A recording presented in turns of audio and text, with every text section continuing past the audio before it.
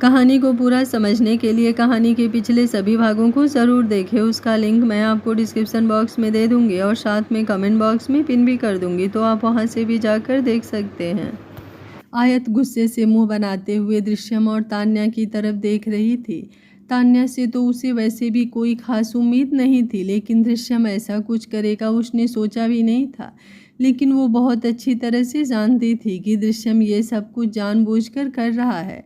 वो तुरंत आगे की तरफ आई। अगले ही पल उसने तान्या के हाथों में पकड़ा हुआ फ्रूट्स का कटोरा साइड में फेंका और उसे देखते हुए बोली, खबरदार अगर तुमने मेरे मिस्टर मल्होत्रा को फ्रूट्स खिलाए तो। तान्या ने हैरानी से उसकी तरफ देखा और बोली, कितनी बदतमीज हो तुम, और क्या मतलब है तुम्हारा कि तुम्हारे मिस्टर मल्होत्रा, तुमने क्या मिस्टर मल्होत्रा को खरीद रखा है?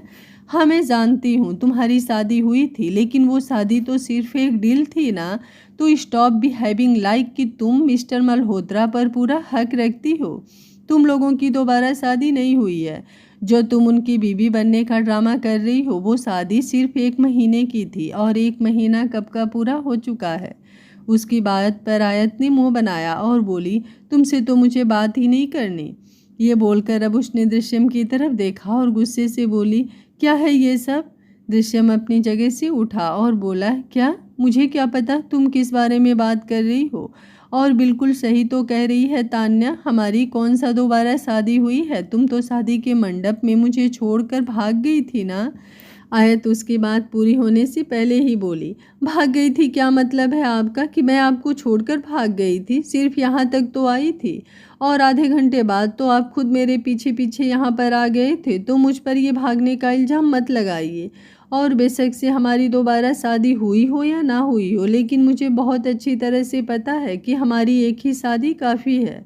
आपने हमारी शादी को प्रॉपर लीगल बना रखा है। ऐसे में मैं आपकी बीवी हूँ और मुझे बिल्कुल पसंद नहीं कि कोई फालतू इधर उधर की घटिया चीज़ आपके आसपास भी आए। तान्या चिल्लाकर बोली, what do you mean by घटिया चीज़? तुमसे तो बहुत अच्छी हूँ मैं, और तुम हो क्या मेरे सामने? ब्लाडी बहन जी, अपनी हरकतें देखो तुम, और अपनी शक्ल भी देखो। ऑफिस में लोग फॉर्मल्स पहन कर जाते हैं, लेकिन तुम ये कुर्ती प्लाजो पहन कर गई थी। अरे कुर्ती प्लाजो तो ऑफिस में एम्प्लॉयज़ भी पहन कर नहीं जाते, लेकिन तुमसे प्रोफेशनलिज्म की क्या ही उम्मीद की जाए। और तुमने ये जो मेरे डैड के साथ किया है ना, उसके बाद तो मेरा मन कर रहा है कि मैं तुम्हारा मुंह तोड़ दूं, लेकिन मैं तुम्हारी तरह तो बिल्कुल भी नहीं हूँ। मुझे लोगों के साथ बुरा करना नहीं आता, बस अच्छा करना आता है। इसलिए मैं मिस्टर मल्होत्रा को फ्रूट्स खिला रही थी। आप मेरे हाथों से फ्रूट्स खाएंगे ना मिस्टर मल्होत्रा? मैं आपके लिए दोबारा फ्रूट्स मंगवाऊं क्या? ये बोलते हुए अब उसने दृश्यम के सीने पर अपना हाथ रख दिया। आयत ने गुस्से से अपने जबड़े कस लिए थे। दृश्यम मुस्कुराकर बोला, हाँ खाऊंगा न, मैं तुम्हारे हाथों से फ्रूट क्या, तुम्हारे हाथों से तो मैं जहर भी खाऊंगा। लेकिन उससे पहले प्लीज़ मेरे थोड़े से पैर दबा दो ना। एक्चुअली मेरे पैर बहुत ज़्यादा दर्द हो रहा है। तुम्हें तो पता ही है कि मेरा बिजनेस, मेरा एम्पायर कितना बड़ा है। इतना सब कुछ संभालते संभालते मेरा तो पूरा बदन दर्द होने लग जाता है। लेकिन बाकी सब तुम बाद में दबाना, पहले बस थोड़े से पैर दबा दो। ये बोलकर वो वापस सोफे पर बैठ गया। तान्या अब मुंह बनाते हुए उसकी तरफ देख रही थी, क्योंकि फ्रूट्स खिलाना तो एक तरह की लग्जीरियस चीज़ थी जिसमें उसे भी मज़ा आ रहा था, लेकिन पैर दबाना ये तो थोड़ा अजीब हो जाता। वो कोई सर्वेंट नहीं थी। उसका मुंह बना हुआ देखकर दृश्यम झट से बोला, क्या हुआ? तुम मेरे पैर नहीं दबा पाओगी क्या? आयत तो मेरे पैर अच्छे से दबाती थी। पूरा 1 महीना उसने मेरे पैर रोज़ दबाए, और सिर्फ पैर ही नहीं और भी बहुत कुछ दबाया है। आयत उसकी बात पूरी होने से पहले ही बोली, बस एक गर्दन नहीं दबाई, अगर वो भी दबा दी होती तो आज मुझे ये सब देखना नहीं पड़ता।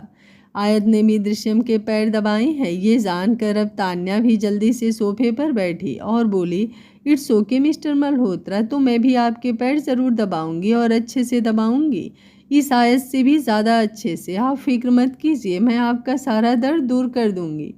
ये बोलते हुए उसने दृश्यम के पैरों को अपनी गोद में रख लिया और उन्हें हल्का हल्का दबाने लगी। आयत की एकदम से हंसी छूट गई थी, क्योंकि वो बहुत अच्छी तरह से जानती थी तान्या एक ऐसी इंसान है जो बेड पर रखे हुए अपने कपड़े वॉशरूम में ले जाए, वो भी बहुत बड़ी बात होती थी। उसे तो वॉशरूम में अपने कपड़े रखने के लिए भी एक सर्वेंट चाहिए होता था, और यहाँ वो किसी के पैर दबा रही थी। उसे हंसते हुए देख तान्या ने मुंह बनाया और बोली, यू जस्ट शट अप। तुम क्या जानो कि लग्जीरियस लाइफ क्या होती है? और मैंने सुना है कि बीबियां अपने पति के पैर दबाती हैं तो उनके पति और भी ज़्यादा अमीर बन जाते हैं, है ना मिस्टर मल्होत्रा? आपको तो इस रूल के बारे में पता ही होगा।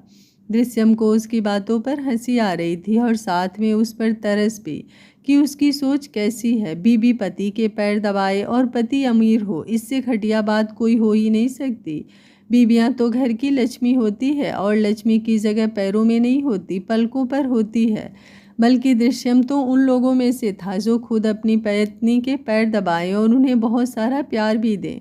आया तब हंसते हंसते रुकी और तान्या की तरफ देखते हुए बोली, अगर तुम्हें ऐसा लगता है कि ये सब हरकतें करके तुम मिस्टर मल्होत्रा को अपने जाल में फंसा लोगी तो तुम भूल जाओ तान्या, क्योंकि मिस्टर मल्होत्रा क्या है और क्या नहीं मैं बहुत अच्छी तरह से जानती हूँ। अरे बहुत टेढ़े इंसान है ये, मुझे भी थोड़ी देर से पता चला, लेकिन अब मैं अच्छे से जान गई हूँ और मैं ये भी जानती हूँ कि ये मुझे अपनी जान से भी ज़्यादा प्यार करते हैं और मेरे अलावा किसी के नहीं हो सकते। फिर सामने वाला बेशक से इनके पैर दबाए या फिर इनका कुछ और दबाए। ये बोलते हुए उसके होठों पर भी थोड़ी सी स्माइल थी। दृश्यम तो बस उसकी तरफ देखता रह गया। आयत ने अब एक गहरी सांस ली और बोली, तुम इनके पैर दबाओ, तब तक मैं चली चेंज करने, उसके बाद मैं मिस्टर मल्होत्रा के साथ खाना खाऊंगी, क्योंकि पूरे दिन से मैंने कुछ नहीं खाया है और अब मैं मेरे पति के हाथों से खाना खाना चाहती हूँ। ये बोलते हुए उसकी नज़रें एक बार फिर से दृश्यम की तरफ आ गई थी और वो कोई डिमांड करे और दृश्यम पूरी ना करे, ऐसा कैसे हो सकता है? पर फिलहाल उसने कुछ कहा नहीं, बस चुपचाप आयत की तरफ देखता रहा और आयत एक नज़र तान्या को देखकर ऊपर चली गई। तान्या ने मुंह बनाया और दृश्यम की तरफ देखते हुए कहा, आप उसकी बातों पर फालतू ध्यान मत दीजिएगा मिस्टर मल्होत्रा। उसे क्या ही पता कि अमीरों की ज़िंदगी क्या होती है, उनकी लाइफ स्टाइल, उनके रूल्स क्या होते हैं। हमेशा से तो वो मिडिल क्लास लड़की की तरह रही है और पिछले 4 सालों से तो वो पता नहीं कहाँ रह रही थी, ब्लडी चीप गर्ल। ये बोलते हुए उसने मुंह बनाया और फिर दृश्यम के पैरों को दोबारा दबाने लगी। दृश्यम चेहरे पर गहरी मुस्कुराहट लिए उसकी तरफ देख रहा था। उसका मन तो कर रहा था कि जिस तरह से उसने उसकी सेनेरिटा के लिए बात की है उसके बाद उसका मुंह तोड़ दे, लेकिन इतनी जल्दी वो कैसे ही तान्या का मुंह तोड़ सकता था, क्योंकि अभी तो उससे और भी बहुत कुछ करवाना बाकी था। जिस तरह एक गरीब आदमी आम को खाता है कि उसमें कुछ भी नहीं छोड़ता, वैसे ही इस वक्त दृश्यम की नज़रों में तान्या की वैल्यू थी, जिसे वो पूरी तरह से इस्तेमाल करने वाला था और फिर खाकर फेंकने वाला था। वहीं आयत ऊपर आई और उसने एक नॉर्मल नाइट सूट पहना, जिसमें आज उसने टी शर्ट और शॉर्ट्स पहने थे। वो काफ़ी मैच्योर बनकर रहती थी, लेकिन अभी उसकी उतनी भी उम्र नहीं थी। दिखने में वो अभी भी मुश्किल से 21-22 साल की लगती थी और अब वो अच्छे से फ्रेश होकर सीढ़ियाँ उतरते हुए नीचे आई, जहाँ पर अब तान्या अपने हाथ से दृश्यम को पंखा झुला रही थी। उसके हाथ में एक हैंडमेड फैन था, क्योंकि एक रूल उसने दृश्यम को बताया था और अब एक रूल दृश्यम ने उसे बताया था कि अगर बीबियां अपने हाथ से पति को हवा दे तो पति और भी ज़्यादा तरक्की करता है। जिसके बाद तान्या को खुद पर ही गुस्सा आ रहा था कि उसने पत्नियों के पैर दबाने वाली बात ही क्यों की, क्योंकि दृश्यम को हवा देने के चक्कर में उसके हाथ बुरी तरह से दुखने लगा था। आयत ने जब ये सब देखा तो उसे एक बार फिर से हंसी आ गई थी और उसकी हंसी की आवाज़ सुनकर तान्या को ऐसा लगा जैसे कोई उसके जख्मों पर नमक छिड़क रहा है। वो गुस्से से आयत की तरफ देख रही थी और आयत अब मुश्किल से अपनी हंसी कंट्रोल करते हुए डाइनिंग टेबल पर बैठी और बोली, अगर डिनर बन गया हो तो प्लीज़ कोई डाइनिंग टेबल पर डिनर लगा दे और वो इंसान जिसके हाथों से मैं डिनर करना चाहती हूँ वो प्लीज़ डाइनिंग टेबल पर आ जाए, क्योंकि सच में मुझे बहुत भूख लगी है। दृश्यम को उसकी बातें बहुत अच्छी तरह से सुनाई दे रही थी। तान्या ने तुरंत दृश्यम की तरफ देखा और उसके कंधे पर अपना हाथ रखते हुए बोली, आपको वहाँ पर जाने की ज़रूरत नहीं है मिस्टर मल्होत्रा, आप यहीं पर लेटे रहिए। एक बार वो डिनर करके चली जाए, उसके बाद मैं आपको खुद अपने हाथों से खिलाऊंगी, क्योंकि मैं उन लड़कियों में से नहीं हूँ जो अपने पति को फालतू के नखरे दिखाएं। मैं तो बल्कि अपने पति को परमेश्वर मानकर उनकी पूजा करने में बिलीव करती हूँ। दृश्यम को उसकी बातों पर हंसी आ रही थी, लेकिन फिलहाल उसने अपनी हंसी को कंट्रोल किया और अपनी जगह पर उठकर बैठा। आयत डाइनिंग टेबल पर बैठी दृश्यम का इंतजार कर रही थी और दृश्यम फिलहाल तान्या की बातें सुन रहा था, लेकिन उसकी बातें सुनते हुए भी उसका ध्यान आयत की तरफ ही था। और आयत ने अब एक बार फिर से उसकी तरफ देखा और बोली, आप आ रहे हैं मिस्टर मल्होत्रा या फिर नहीं? मैंने कहा ना, मुझे बहुत भूख लगी है और मेरा आपके हाथों से खाने का मन है, और अगर आप 1 मिनट के अंदर अंदर अब यहाँ पर नहीं आए तो मैं वापस अपने रूम में चली जाऊंगी और फिर जितनी मर्जी कोशिश कर लीजिएगा, मैं खाना नहीं खाऊंगी। दृश्यम उसकी बात का कोई जवाब देता उससे पहले ही तान्या बोली, अरे तुम अंधी हो क्या? तुम्हें दिखाई नहीं देता कि अगर मिस्टर मल्होत्रा को तुम्हारे पास आना होता तो अब तक तो वो आ चुके होते। आप चुपचाप अपना खाना खाओ, अगर नहीं खाना तो तुम अपने रूम में जा सकती हो, क्योंकि मिस्टर मल्होत्रा तो तुम्हारे पास नहीं आएंगे, है ना मिस्टर मल्होत्रा? ये बोलकर उसने दृश्यम की तरफ देखा और दृश्यम का चेहरा एकदम से एक्सप्रेशन लेस था। उसका मन तो कर रहा था कि वो आयत के पास जाए और उसे अपने हाथों से खाना खिलाए, लेकिन फिलहाल तान्या के सामने वो ऐसा कुछ करना नहीं चाहता था, इसलिए अपनी जगह पर बैठा रहा। तो आयत ने मुंह बनाया और फिर चुपचाप अपने रूम में वापस चली गई। उसके जाने के बाद तान्या ने मुस्कुराते हुए दृश्यम की तरफ देखा और बोली, देखा आपने, कितनी नौटंकीबाज है ये। अभी ये खाना छोड़कर गई है, लेकिन थोड़ी देर बाद ये अपने रूम में खाना मंगवाएगी और आराम से खाएगी। पर आप इसकी फिक्र मत कीजिएगा, मैं आपको अपने हाथों से खाना खिलाऊंगी। आप जल्दी से डाइनिंग टेबल पर आ जाइए, तब तक मैं आपके लिए प्लेट लगाती हूँ। ये बोलकर वो डाइनिंग टेबल की तरफ बढ़ गई और फिर दृश्यम के लिए प्लेट लगाने लगी। दृश्यम भी मुस्कुराते हुए डाइनिंग टेबल पर आया और अपनी चेयर पर बैठ गया। तान्या ने अपने हाथ में निवाला लिया और दृश्यम की तरफ बढ़ा दिया, लेकिन दृश्यम उसे देखते हुए बोला, मैं चाहता हूँ कि मुझे खिलाने से पहले ये निवाला तुम खुद खाओ। उसकी बात पर तान्या थोड़ी हैरान हुई, लेकिन मुस्कुराते हुए उसने वो निवाला खुद खा लिया था। और जैसे ही वो निवाला उसके पेट के अंदर गया, अचानक से उसके पेट में गुड़गुड़ होने लगी थी। उसने तुरंत अपना दूसरा हाथ अपने पेट पर रख लिया। दृश्यम ने उसे देखते हुए पूछा, क्या हुआ, तुम ठीक तो हो ना? तान्या अपना पेट कसकर पकड़ते हुए बोली, हाँ अब तक तो ठीक थी, लेकिन अब पता नहीं अचानक से क्या हुआ जो मेरा पेट दर्द होने लगा। आप मेरा 2 मिनट इंतज़ार कीजिए मिस्टर मल्होत्रा, मैं अभी आती हूँ। ये बोलकर वो तुरंत अपनी जगह से उठी और फिर अपने रूम की तरफ भाग गई। उसे भागते हुए देख दृश्यम के होठों पर गहरी मुस्कुराहट आ गई थी और अब एक सर्वेंट उसके सामने आकर खड़ी हुई। दृश्यम ने मुस्कुराते हुए पूछा, तुम लोगों ने खाने में वो सब मिला दिया था ना? वो सर्वेंट अपना चेहरा हाँ में हिलाते हुए बोली। तभी तो तान्या मैडम ऐसे खाना छोड़कर भाग गई, वरना वो ऐसे भागती क्या? दृश्यम उसकी बात सुनकर हंसा और बोला, लेकिन मेरा और मेरी बीबी का खाना? उसकी बात पूरी होते ही दूसरी सर्वेंट वहां पर आई, जिसने अपने हाथों में ट्रॉली ली हुई थी, और वो दृश्यम की तरफ देखते हुए बोली, मैं बस आप लोगों को खाना रूम में पहुंचाने ही जा रही थी। दृश्यम ने अपना चेहरा हाँ में हिलाया तो वो सर्वेंट दृश्यम के वहां से जाने से पहले ही खुद वो खाना लेकर आयत के रूम में चली गई। दृश्यम ने एक नज़र अब तान्या के रूम की तरफ देखा। तान्या ने जो खाया था उसके बाद 2-3 घंटे तो वो वॉशरूम से ही नहीं निकलने वाली थी। दृश्यम अब सर्वेंट की तरफ देखते हुए एक बार फिर से बोला, आज सिंघानिया मेंशन के सभी लोगों को स्पेशल डिनर ही करवाना और आप लोग अपने लिए अलग से खाना बना लीजिएगा। सर्वेंट ने उसकी बात सुनकर अपना चेहरा हाँ में हिलाया और फिर तुरंत ऊपर रूम की तरफ चली गई। आयत बेड पर बैठी थी और जैसे ही सर्वेंट खाने की ट्रॉली लेकर रूम के अंदर आई, वो मुंह बनाते हुए बोली, अपनी ये ट्रॉली वापस ले जाइए, मुझे कुछ नहीं खाना।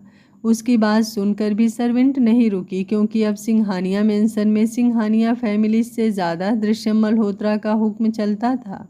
आयत दोबारा उस सर्वेंट को कुछ कहती उससे पहले ही दृश्यम दरवाजे पर आया तो आयत एकदम से चुप हो गई। सर्वेंट के वहां से जाने के बाद दृश्यम ने दरवाज़ा बंद किया और फिर जाकर सोफे पर बैठ गया। आयत बेड पर बैठी थी, लेकिन उसने अपना चेहरा दूसरी तरफ घुमा रखा था। पर जब काफ़ी देर तक दृश्यम उसके पास नहीं आया तो उसने नज़रें उठाकर उसकी तरफ देखा। जैसे ही उन दोनों की नज़रें मिली, आयत ने वापस अपना चेहरा दूसरी तरफ घुमा लिया था और अब उसके होठों पर मुस्कुराहट थी। इतना तो वो भी जानती थी दृश्यम को कि पक्का उसके दिमाग में कोई खुरापाती चल रही होगी। इसलिए उसने नीचे डाइनिंग टेबल पर खाना नहीं खिलाया, क्योंकि अगर उसे खाना खिलाना नहीं होता तो वो यहाँ ऊपर रूम में भी नहीं आता। इसलिए वो अपनी जगह से दृश्यम के सामने जाकर खड़ी होते हुए बोली, आखिर चल क्या रहा है आपके दिमाग में? दृश्यम गहरी मुस्कुराहट के साथ बोला, तुम्हें पता है कल रात तुमने क्या किया था? आयत ने सवालिया निगाहों से उसकी तरफ देखा। दृश्यम एक बार फिर से बोला, कल हम रिजॉर्ट में गए थे जहाँ पर तुमने मुझे अपनी कुछ ख्वाहिश बताई थी, लेकिन मैं तुम्हारी ख्वाहिशों को पूरा करता उससे पहले ही तुम सो गई। तो मैं सोच रहा हूँ कल का अधूरा काम पूरा कर लें। आयत के चेहरे का रंग उड़ चुका था। वो बहुत अच्छी तरह से समझ चुकी थी दृश्यम की बातों का क्या ही मतलब है। वो तुरंत अपना चेहरा दूसरी तरफ घुमाते हुए बोली, मुझे मुझे नहीं पता आप क्या ही बोल रहे हैं, और मुझे तो कल रात का कुछ भी याद नहीं है। मैं एक काम करती हूँ, जल्दी से डिनर कर लेती हूँ, उसके बाद हम दोनों सो जाएंगे। ये बोलते हुए वो तुरंत उसके साथ बैठ गई। दृश्यम ने एकदम से उसे अपनी गोद में खींच लिया तो आयत की धड़कनें तेज हो गई।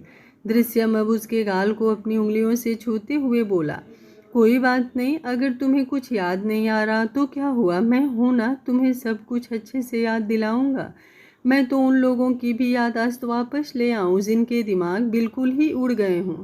तुम्हारा तो दिमाग फिर भी सही सलामत अपने ठिकाने पर है, तो तुम अपनी फिक्र बिल्कुल मत करो। और रही बात खाने की तो डोंट वरी, वो तो मैं भी खाऊंगा और तुम्हें भी खिलाऊंगा। बस मैं सोच रहा हूँ कि आफ्टर डिनर क्या सीन होगा।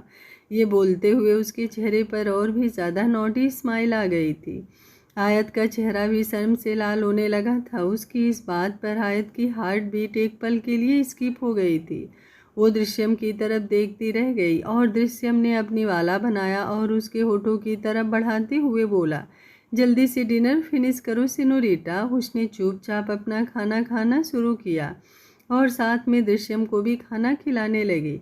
लेकिन खाना खाते हुए पूरा टाइम दृश्यम उसे खुद मोहब्बत भरी नज़रों से देख रहा था, जिसे देखकर ही आयत के रोंगटे खड़े हो रहे थे। दृश्यम और आयत दोनों का खाना फिनिश हो चुका था। आयत का दिल तो जोरों से धक धक करने लगा था। जैसे ही उन दोनों का खाना फिनिश हुआ, आयत बर्तनों को हाथ लगाते हुए बोली, मैं अभी ये बर्तन नीचे रख कर आती हूँ। उसकी बात पूरी होती उससे पहले ही दृश्यम ने उसके हाथ पर अपना हाथ रखा और बोला, उसकी कोई ज़रूरत नहीं है। ये बोलकर उसने अपने फ़ोन से एक मैसेज किया तो कुछ ही सेकंड बाद एक सर्वेंट ने उन दोनों के रूम का दरवाज़ा नॉक किया। आयत हैरानी से दृश्यम की तरफ देख रही थी और सोच रही थी दृश्यम ने सिंघानिया मेंशन के सर्वेंट के नंबर भी ले रखे हैं। वो सर्वेंट उनके बर्तन उठाकर तुरंत वहाँ से चली गई थी। आयत अब कुछ सोचते हुए बोली, वो एक्चुअली मैं सोच रही थी कि क्यों ना हम दोनों वॉक करने के लिए नीचे गार्डन एरिया में चले मिस्टर मल्होत्रा। वो क्या है ना, खाना खाने के बाद थोड़ा सा वॉक करना सही रहता है। अच्छा, ये तो मुझे पता ही नहीं था। ये बोलते हुए दृश्यम आयत की तरफ बढ़ने लगा। मुझे मुझे बहुत ज़्यादा नींद आ रही है मिस्टर मल्होत्रा, तो मैं एक काम करती हूँ, मैं सो जाती हूँ। वैसे भी आज सुबह से इतना काम करके तो मैं थक गई हूँ। पहले लॉयर के साथ इतनी बातें और फिर ऑफिस जाकर इतना सारा ड्रामा। ये बोलते हुए उसने अपने सिर पर अपना हाथ रखा और फिर जल्दी से बेड पे आकर लेट गई। दृश्यम की गहरे निगाहें उस पर ही थी। आयत ने बेड पर लेटते ही ब्लैंकेट अपने ऊपर डाल लिया था और अपना चेहरा तक छुपा लिया था। दृश्यम को तो उसकी इन हरकतों पर हंसी आ रही थी। दृश्यम को बहुत मज़ा आ रहा था आयत को परेशान करने में। अब वो भी बिस्तर पर आया। आयत का दिल जोरों से धक धक कर रहा था। वो बेशक से सोने की एक्टिंग करे, लेकिन जिस तरह से उसकी धड़कनें बढ़ी हुई थी, अगर दृश्यम बेड पर ना भी आता तो भी उसकी धड़कनों का शोर उसे सुनाई दे जाता। दृश्यम ने अब आयत की कमर पर अपना हाथ रखा और उसे हल्का सा अपनी तरफ घुमाया तो आयत तुरंत उसके सीने से लगी और बोली, मुझे नींद आ रही है मिस्टर मल्होत्रा। दृश्यम ने उसे अपनी बाहों में भरते हुए कहा, सुझाव सिनोरिटा। उसकी बात पर आयत अब और भी ज़्यादा बेचैन हो उठी थी। वो जल्दी से बोली, आप मुझसे नाराज़ हो गए हैं क्या मिस्टर मल्होत्रा? दृश्यम ने अपना चेहरा नामी हिलाया और मुस्कुराते हुए बोला, नहीं तो तुम्हें ऐसा क्यों लग रहा है? आयत मासूमियत से बोली, वो मैंने मुझे नींद आ रही है ऐसा कहा ना, तो मुझे लग रहा है कि आप मुझसे नाराज़ हो गए। दृश्यम अब हंसा और बोला, ऐसा कभी नहीं हो सकता, मुझसे प्यार करना तुम्हारी मर्जी है बच्चे, मैं बस तुमसे डिमांड कर सकता हूँ, लेकिन तुम्हें मेरी डिमांड पूरी करनी है या नहीं ये तुम्हारा ही डिसीजन होगा। मैं इंतज़ार करूँगा उस वक्त का जब तुम पूरी तरह से कंफर्टेबल हो जाओ और फिर हम अपनी मैरिड लाइफ को अच्छे से एंजॉय कर पाएँ। और अगर ऐसे में तुम्हें 2-4 साल भी लगेंगे तो मुझे कोई प्रॉब्लम। उसकी बात पूरी होती उससे पहले ही आयत ने उसके होठों पर अपनी उंगलियां रख दी थी। उसे बहुत अच्छी तरह से याद था जब उसने अतुल्य को अपने करीब आने के लिए मना किया था तो उसने कितना ड्रामा किया था।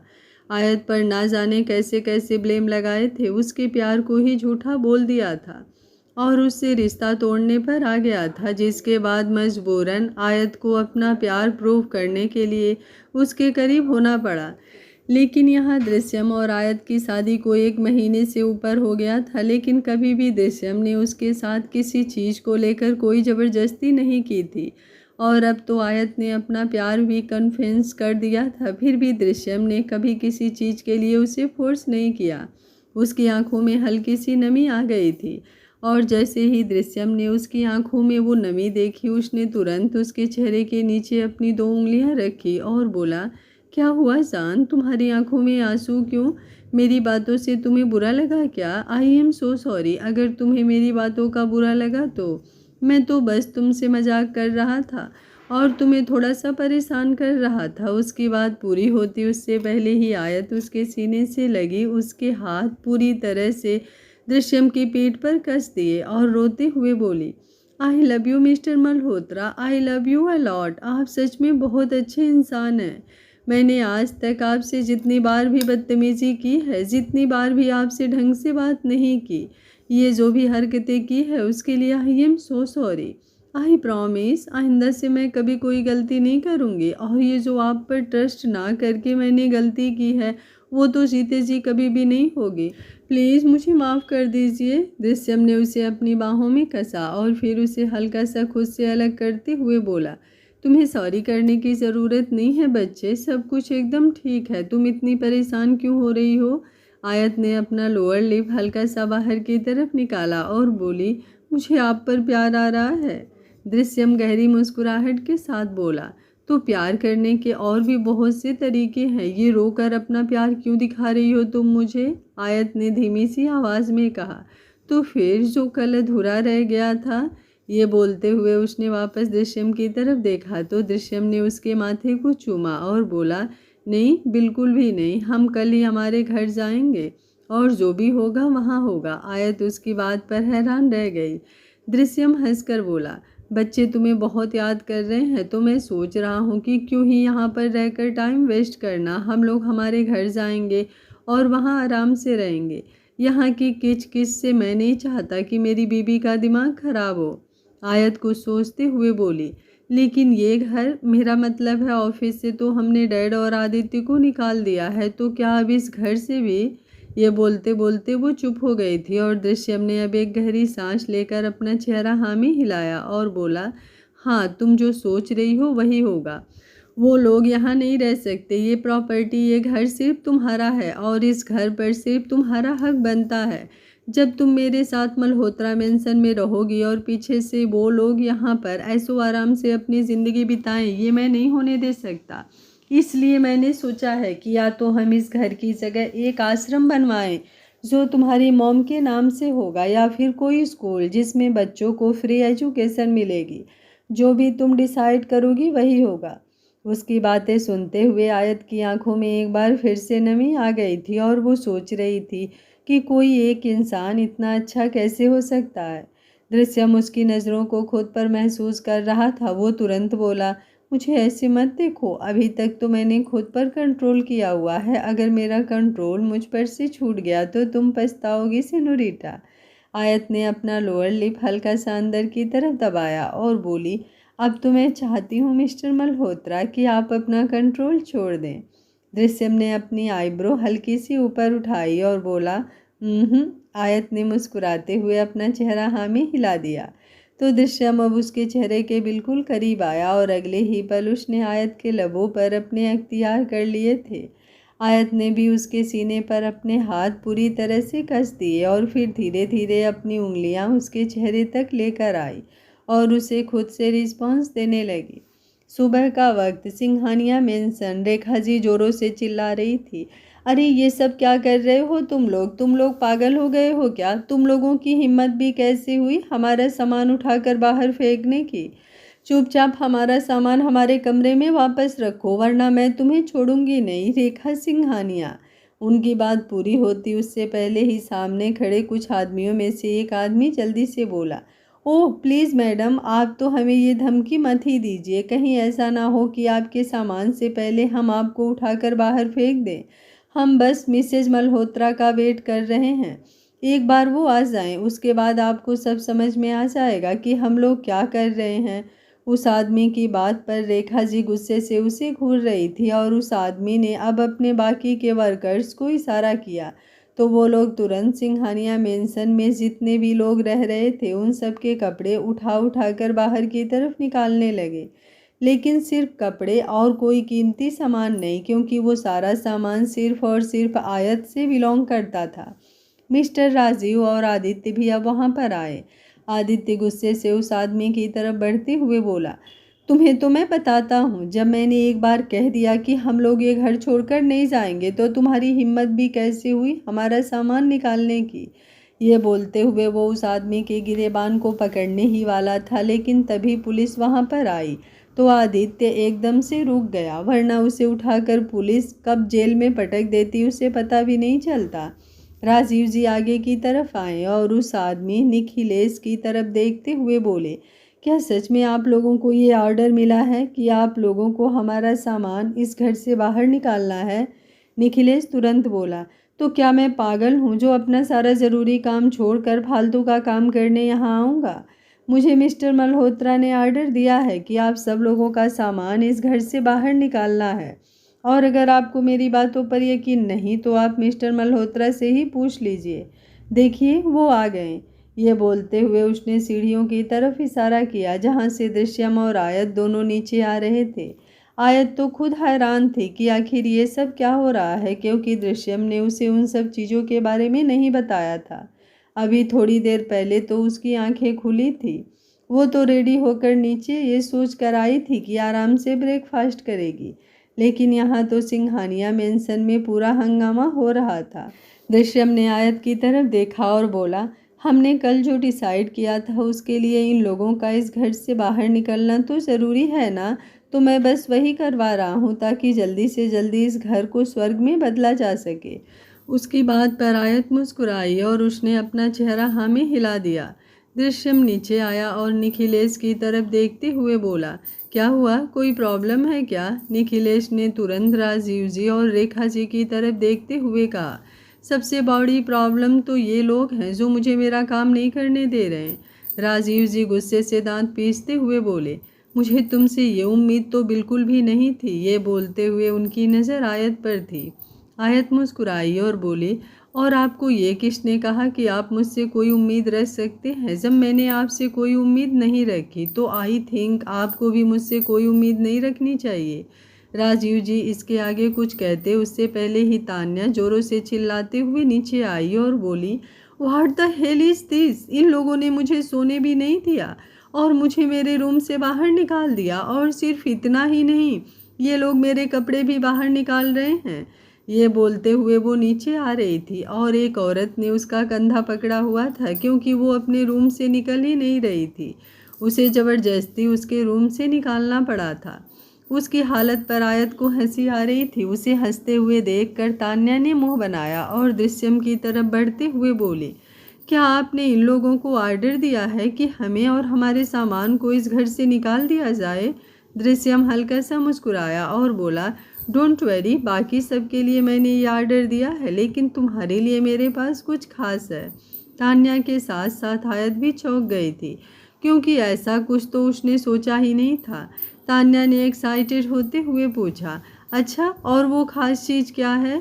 दृश्यम एक बार फिर से मुस्कुराकर ही बोला, यही कि तुम हमारे साथ मल्होत्रा मेंशन चल रही हो। तान्या ने जैसे ही उसकी बात सुनी उसके पैरों तले ज़मीन खिसक गई। आयत भी चौंकते हुए बोली, क्या? ये बोलते हुए उसने दृश्यम की तरफ देखा। दृश्यम ने अपना चेहरा हाँ में हिलाया और बोला, यस, तान्या हमारे साथ मल्होत्रा मेंशन चल रही है।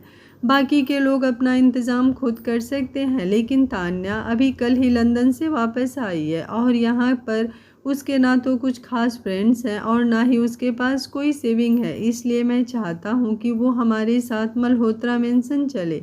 जब उसका कहीं और रहने का अरेंजमेंट हो जाएगा तो वो बेशक से वहाँ सेटल हो सकती है, लेकिन जब तक उसका कोई अरेंजमेंट नहीं होता तब तक वो हमारे साथ मल्होत्रा मेंशन में ही रहेगी।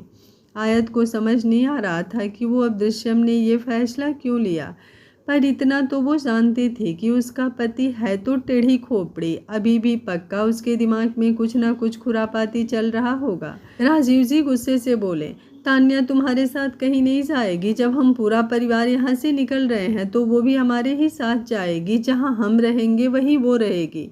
उनकी बात पूरी होती उससे पहले ही तान्या बोली, और आपको ये हक किसने दिया कि आप मेरे लिए कुछ डिसाइड कर सकते हैं? ओह प्लीज़ डैड, आप मेरे डैड हैं, इसका मतलब ये नहीं कि आप मेरे लिए कुछ भी डिसाइड करेंगे। और वैसे भी आपकी जो हालत है, आप अपना कोई जुगाड़ लगा लें, आपके लिए इतना ही काफ़ी होगा। आपको मेरी टेंशन लेने की ज़रूरत नहीं है। मुझे भिखारी की ज़िंदगी जीने का कोई शौक़ नहीं है। सो आपको आपकी फटीचर हालत मुबारक हो। उसकी बात सुनकर राजीव जी की आंखों में नमी आ गई थी। आयत उनके चेहरे को देख रही थी और आज उनके एक्सप्रेशंस और उनकी आंखों में नमी देखकर उसे कहीं ना कहीं एक सुकून मिल रहा था। राजीव जी ने उसके साथ जो किया आज उनके साथ एग्जैक्टली वही हो रहा था। रेखा जी भी जल्दी से आगे आई और तान्या का हाथ पकड़ते हुए धीमी सी आवाज़ में बोली, प्लीज़ मेरे लिए भी इससे रिक्वेस्ट करो ना। इस बूढ़ी उम्र में मैं कहाँ दर दर की ठोकरें खाऊंगी बेटा। बेशक से वो धीमी आवाज़ में बोल रही थी, लेकिन राजीव जी को उनकी बातें साफ सुनाई दे रही थी। रेखा जी ने जब उनकी नज़रों को खुद पर महसूस किया तो ज़बरदस्ती की मुस्कुराहट के साथ बोली, वो तो मैं बस आपके बारे में सोच रही थी कि आपको मेरी वजह से परेशानी ना हो। इस उम्र में जब आपके पास कोई ठिकाना नहीं है तो भला आप पर बोझ कैसे बन सकती हूँ। इसलिए मैं तान्या के साथ मल्होत्रा मेंशन ही चली जाऊँगी। तान्या तुरंत बोली, ओ प्लीज़ मॉम, आपको तो मैं अपने साथ मार्केट तक ना लेकर जाऊँ। मल्होत्रा मेंशन लेकर जाना तो दूर की बात। कभी आपने खुद को आईने में देखा है? आप कितनी बेकार लगती हैं, इतनी मोटी, ऊपर से आपका ये सांवला रंग। सांवला क्यों, आप तो एकदम काली हैं काली। आपके साथ चलते हुए मुझे पता है कितनी शर्म आती है। क्या कहूँगी मैं लोगों से कि आप मेरी मॉम हैं? कहाँ मैं इतनी खूबसूरत और कहाँ आप इतनी बदसूरत। उसकी बात पर रेखा जी के चेहरे का रंग ही उड़ गया था। वो चौंकते हुए बोली, तुम मुझे बदसूरत कह रही हो? अपनी मॉम को? तान्या एटीट्यूड से बोली, अब अगर आप हैं ही बदसूरत तो इसमें मेरी क्या गलती है? रेखा जी गुस्से से बोली, ठीक है तुम जाओ अकेली मल्होत्रा मेंशन, मेरे लिए मेरा बेटा ही काफ़ी है। मेरा बेटा है ना, वो मेरा खूब ख्याल रखेगा। ये बोलते हुए वो तुरंत आदित्य की तरफ बढ़ गई थी, लेकिन जैसे ही उन्होंने आदित्य का हाथ पकड़ा, आदित्य ने तुरंत उनसे अपना हाथ छुड़ाया और बोला, सॉरी मॉम, लेकिन फ़िलहाल मैं आपकी ज़िम्मेदारी नहीं ले सकता। अभी मुझे मेरी फैमिली का भी देखना है और मेरे पास खुद कोई जॉब नहीं है, तो मैं आपको क्या ही खिलाऊंगा, कहाँ रखूँगा। इसलिए मैं सिर्फ आरती के साथ जा रहा हूँ। आप लोग अपना अरेंजमेंट खुद से कर लीजिएगा। ये बोलकर उसने आरती का हाथ पकड़ा और उसे लेकर बाहर की तरफ बढ़ गया। जिस औरत को वो हमेशा डराता धमकाता रहता था, आज उसका हाथ उसने फिर भी पकड़ लिया था। लेकिन रेखा जी, जिनका वो हमेशा हर एक आर्डर मानता था, आज उन्हें पूरी तरह से ठुकरा कर चला गया था, क्योंकि इसमें भी उसका फ़ायदा था। आरती जवान थी, अच्छी खासी दिखती थी, वो उससे कोई भी काम ले सकता था, लेकिन रेखा जी उसके लिए एक बोझ से ज़्यादा कुछ भी नहीं थी, जिसे वो अब अपने कंधों पर बिल्कुल नहीं उठाना चाहता था। रेखा जी की आंखों में अब आंसू आ गए थे। आयत को उन दोनों के लिए बुरा तो लग रहा था, लेकिन वो कुछ कहती उससे पहले ही दृश्यम आगे की तरफ आया और राजीव जी की तरफ देखते हुए बोला, वैसे तो आप लोगों के लिए मेरे दिल में कोई हमदर्दी नहीं है, लेकिन वो क्या है ना कि मेरी परवरिश बहुत अच्छे हाथों ने की है, इसलिए जब भी कोई अच्छाई का काम होता है तो मैं अपना हाथ पीछे बिल्कुल नहीं खींचता। आप लोग इस लायक तो नहीं है कि मैं आपकी कोई हेल्प करूं, लेकिन अगर आप लोग चाहें तो मैं एक वृद्धाश्रम में आप लोगों के रहने का इंतज़ाम कर सकता हूं। राजीव जी उसकी बातों पर गुस्से से लाल हो रहे थे, लेकिन रेखा जी अपने हाथ जोड़ते हुए बोली, चलेगा, मुझे तो वो भी चलेगा, बस मैं थोड़ी बूढ़ी हूँ तो मुझसे कोई काम नहीं होगा। वो लोग मुझसे कोई काम तो नहीं करवाएंगे ना बेटा। इसके आगे वो कुछ कहती उससे पहले ही राजीव जी ने उनका हाथ पकड़ा और उन्हें खींचते हुए बाहर की तरफ ले गए। अभी भी वो दृश्यम के सामने झुकने को तैयार नहीं थे। मल्होत्रा मेंशन जैसे ही पार्किंग एरिया में आकर दृश्यम की गाड़ी रुकी, आयत जो बैक सीट पर बैठी थी उसने राहत की सांस ली। फ्रंट सीट पर तान्या बैठी थी जो मुस्कुराते हुए दृश्यम को देख रही थी। उसे तो ऐसा लग रहा था जैसे उसकी लॉटरी लग गई हो।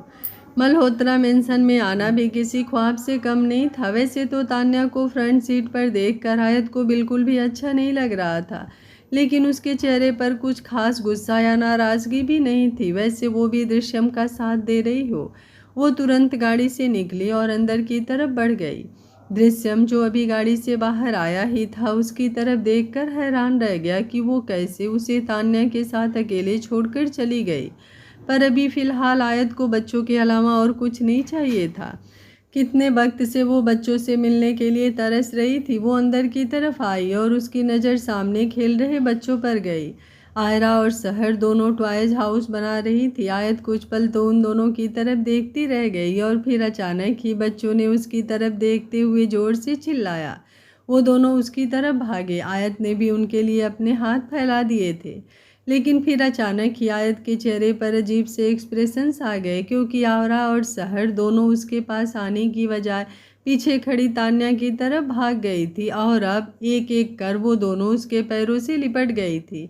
तान्या खुद दंग रह गई थी। उसे बच्चे बिल्कुल भी पसंद नहीं थे और आयरा और सहर तो दोनों उसे गोल गोल घुमाने लगी थी। उन्होंने अब उसके हाथों को पकड़ा हुआ था। वो दोनों एक साथ खुश होते हुए बोली, वाह, आप कितनी प्रीटी हो, क्या आप मेरी नई मम्मा बनने वाली हो? ये बोलते हुए सहर ने उसकी तरफ देखा। आयरा भी जल्दी से बोली, और मेरी न्यू मामी, पुरानी वाली मामी तो हमें छोड़कर कहीं चली गई थी, लेकिन आप तो हमें छोड़कर कहीं नहीं जाओगी ना? आयत के चेहरे पर गुस्सा और तकलीफ दोनों एक साथ झलकने लगी थी और अब उसकी नज़र दृश्यम पर गई जो हंस रहा था, लेकिन जैसे ही आयत ने उसकी तरफ देखा उसने तुरंत अपनी हंसी को कंट्रोल किया। आयत समझ गई कि ये सिर्फ दृश्यम का ही प्लान है। अभी वो गुस्से से मुंह बना ही रही थी कि उसकी नज़र दृष्टि पर गई जो मुस्कुराते हुए उसकी तरफ देख रही थी। थैंक गॉड, बच्चों की तरह वो भी तान्या के पास नहीं गई। ये सोचकर उसने राहत की एक सांस ली और दृष्टि की तरफ आने लगी, लेकिन उसे पूरी तरह से इग्नोर कर दृष्टि भी तुरंत तान्या की तरफ बढ़ते हुए बोली, वाह, कितनी खूबसूरत हो तुम, लगता है तुम्हारी खूबसूरती से अब ये मल्होत्रा मेंशन और भी ज़्यादा चमकने वाला है। तान्या ने हैरानी से उसकी तरफ देखा। दृष्टि जल्दी से अपना इंट्रोडक्शन देते हुए बोली, अरे मेरे पैर नहीं छुओगी क्या? मैं दृश्यम की मॉम दृष्टि मल्होत्रा। उसकी बात पर तान्या फीका सा मुस्कुराई और दृष्टि के पैरों में झुकते हुए बोली, नमस्ते। दृष्टि तुरंत उसे जोरों से सिर पर आशीर्वाद देते हुए बोली, हमारे यहाँ पर नमस्ते नहीं प्रणाम कहा जाता है। आयत तो ये बात सुनकर हैरान रह गई। कितनी बार उसने दृष्टि के पैर छूने की कोशिश की, लेकिन दृष्टि उसे तो तुरंत गले लगा लेती थी और बोलती थी कि यहाँ लड़कियाँ पैर नहीं छूती। और सिर्फ लड़कियाँ ही क्या, वो खुद दृश्यम को भी बहुत कम उसके पैर छूने देती थी। पर यहाँ तो मामला कुछ अलग ही नज़र आ रहा था और अब उसकी नज़र नील पर गई जो मुस्कुराते हुए उसकी तरफ देख रहा था। लेकिन अब नील की तरफ जाने की उसकी हिम्मत नहीं हुई। अगर नील भी तान्या की तरफ चला गया तो पक्का उसका दिल टूट जाएगा, क्योंकि नील ही तो वो पहला इंसान था जिसके साथ आयत ने इस घर में आने के बाद बात की थी। वो यूं ही अपनी जगह पर खड़ी रही, लेकिन नील खुद उसके पास आया और उसके कंधे पर अपना हाथ रखते हुए बोला, वेलकम बैक बेटा। उसकी बात पर आयत मुस्कुराई और बोली, थैंक यू डैड। नील ने अब उसके गाल को हल्के से सहलाया और बोला, ऑलवेज बी हैप्पी। आयत की मुस्कुराहट और भी ज़्यादा लंबी हो गई। नील वहाँ से साइड हट गया क्योंकि उसे फ़िलहाल इस तमाशे में बिल्कुल भी इंटरेस्ट नहीं था। वो जानता था कि उसकी बीवी ही काफ़ी है इस तमाशे के मज़े लेने के लिए। सर्वेंट ने तुरंत आयत को पानी और जूस ऑफ़र किया। आयत ने जूस का गिलास लिया और आराम से चेयर पर बैठ गई। फाइनली अब उसे थोड़ा अच्छा लग रहा था। तभी उसकी नज़र दोबारा तान्या पर गई, जहाँ पर आयरा और सहर दोनों ने एक बार फिर से उसके हाथ पकड़ लिए थे। आयरा तान्या को अपनी तरफ खींचते हुए बोली, चलिए ना मामी, आप मेरे साथ खेलिए, मैं आपको हमारा रूम दिखाती हूँ। उधर से सहर ने उसका हाथ पकड़कर उसे खींचा और बोली, नहीं, पहले मैं न्यू मम्मा को हमारा टॉय रूम दिखाऊंगी। आयरा गुस्से से बोली, नहीं, पहले हम अपना रूम दिखाएंगे। सहर भी मुंह बनाते हुए बोली, मैंने कहा ना, पहले हमारा टॉय रूम। ये बोलकर अब वो एक साथ तान्या के हाथ खींचने लगी थी। दृष्टि को तो उसकी इस हालत पर हंसी आ रही थी। तान्या जल्दी से उन्हें संभालते हुए बोली, वेट वेट वेट, अगर तुम दोनों ऐसे मुझे खींचती रही तो मेरे हाथ टूट जाएंगे। मैं तुम्हारा रूम भी देखूंगी और तुम्हारा टॉय रूम भी, लेकिन उससे पहले मुझे पॉटी आई है। सहर जल्दी से उसकी बात पूरी करते हुए बोली। अब उसने अपने दोनों हाथ भी अपने पेट पर रख लिए थे। वो अजीब सा मुंह बनाते हुए बोले, मेरे पेट में बहुत ज़्यादा गुड़गुड़ हो रही है, प्लीज़ मुझे जल्दी से टॉयलेट लेकर चलो ना न्यू मम्मा। तान्या चौंकते हुए बोली, व्हाट, मैं तुम्हें टॉयलेट क्यों लेकर जाऊंगी? अगर तुम्हें पॉटी आई है तो तुम खुद जाओ ना टॉयलेट। सहर मुंह बनाते हुए बोली, लेकिन पुरानी मम्मा तो मुझे खुद टॉयलेट लेकर जाती थी, क्या आप मुझे टॉयलेट लेकर नहीं जाओगे? आज का पार्ट आप लोगों को कैसा लगा? कमेंट बॉक्स में अपनी राय ज़रूर दीजिएगा। कहानी अच्छी लग रही है तो वीडियो को एक लाइक ज़रूर कीजिएगा और कमेंट बॉक्स में अपनी राय भी दीजिएगा कि आयत और दृश्यम का सफ़र आपको कैसा लगा।